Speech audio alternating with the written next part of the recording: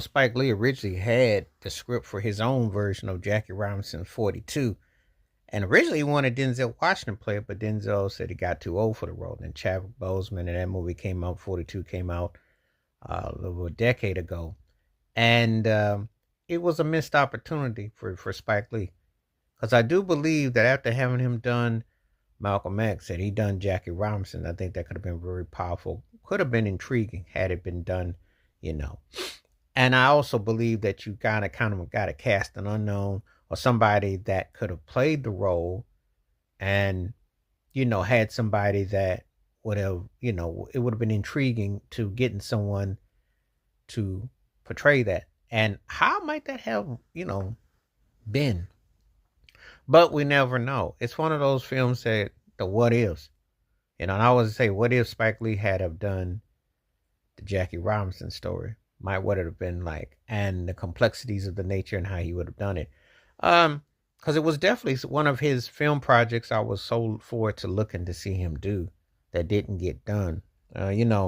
Sometime you be watching a movie and it comes out another capacity, and you think to yourself, "Oh, if somebody else had have done that film, it may have hit a little bit harder.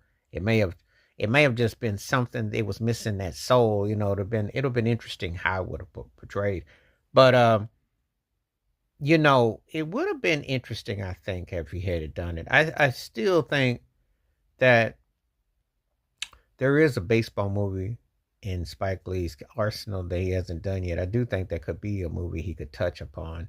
There could be different type if it was meant if it gets the green light. And there's also economics and politics. And see the difference is now that back in the day, people tended to give somebody an unknown or somebody a chance to do the particular role.